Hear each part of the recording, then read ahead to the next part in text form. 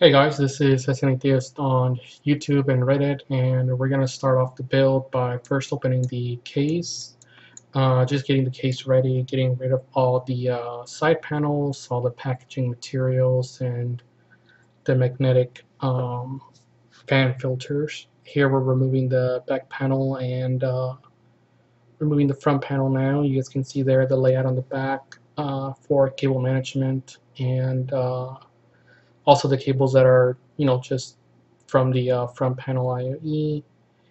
Now we're going to get the motherboard ready. We're going to put the processor in. First we're going to put the M.2 SSD, and then we'll put the processor in with the heatsink and the memory, and then pretty much go from there. Remember the processor is a zero force insertion method, meaning it should drop in. You shouldn't have to really press on it.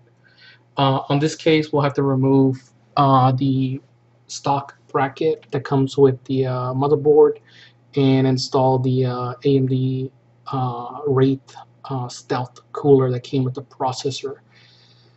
And I was trying to figure out where to tuck the cable in for the cooler, but next we're putting in our 16 gigs of DDR4 memory and channel, I believe, A2B2, because the AMD cooler unfortunately blocks one of the DIMMs, and that's fine. It's really not a big deal at all. Next we have we got me some scissors, cutting off the zip ties on the motherboard, and now going to be installing the standoffs for the case, because it only came with one applied. On some of the higher end cases, you'll see that they'll apply the standoffs for you. A lot of times, depending on the case, it'll be like an ATX standoffs or something like that, or micro ATX if it's a small case. The case itself does show that it's a value build, to value case. The metal in it is very, very flimsy. It's very, very weak. Here we're putting in the standoffs. I'm double checking and found that I put one wrong. I had to move it a little bit down a slot.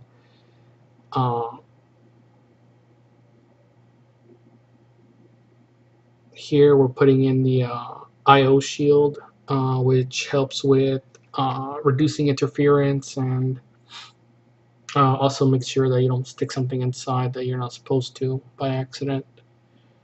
And then now we're putting in the motherboard, screwing it in, and during this time I'm also thinking about what can I do to improve the cable management, and kind of figuring out what I want to do. And at this point I decided to just go ahead and install the fans first and take care of the cable management for everything before inserting the power supply. Now I'm inserting the fans, kind of figuring out what the best placement is, because the layout is kind of weird. You get these like little round cutouts on the holes, which kind of let you know, like, hey, this is where you put a 120mm fan, or whatnot. So I'm installing the 5 RGB fans.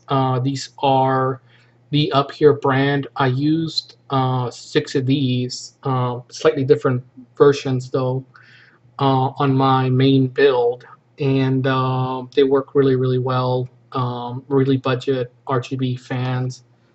For fans that come with the controller included, they're very, very inexpensive. I think they're about $30 for a 5-pack, and they're very quiet. They do push a bit of air, and they work just fine, to be honest. Here we're installing the last of the fans, and now I'm getting the controller ready. I realized that the controller did not come with 3M or double-sided tape, so I had to go and improvise, and I got some Velcro double-sided tape that I had, but later on I remove it and I end up zip tying the controller, because the Velcro that I got just didn't hold out. It was used Velcro 3M tape, and it didn't hold out, so I just went ahead and ended up zip tying it. And here I'm just routing all the cables through the back for the fans and grouping them all up. And I had some Cryonaut and some Shinjitsu thermal paste just in case, but I decided to just go ahead and stick with the stock thermal grease. Here I put in the GPU. Later on I'll have to remove it because it made inserting the power supply very difficult without maybe scratching or bumping into the case. There I'm doing a little bit of zip tying, trying to keep the cables nice and tucked. And while it's a budget build, it doesn't mean you should just stick everything in there and plug it in and not do any cable management. You should always do some cable management to tidy it up. There, I forgot what I was doing there. Oh yeah, I was inserting the front panel connectors from memory, and I ended up checking the booklet just to make sure that Asrock didn't decide to deviate from ATX, and I always like to check just in case. You never really know, but everything worked out fine.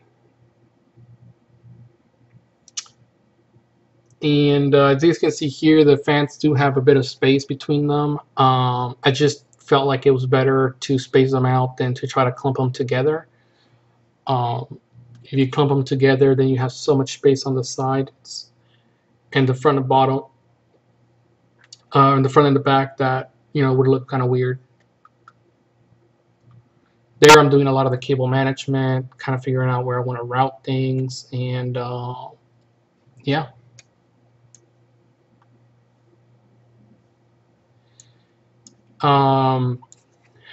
Yeah, it's just a lot of cable management, and I was trying to figure out what to do with the controller, where to tuck it, and I ended up zip tying it to the top of the case on the back. It's got 5 cables going to it. The 5 cables are proprietary from the fan controller, and those cables are, like I said, they're proprietary. They can only be used with that particular controller.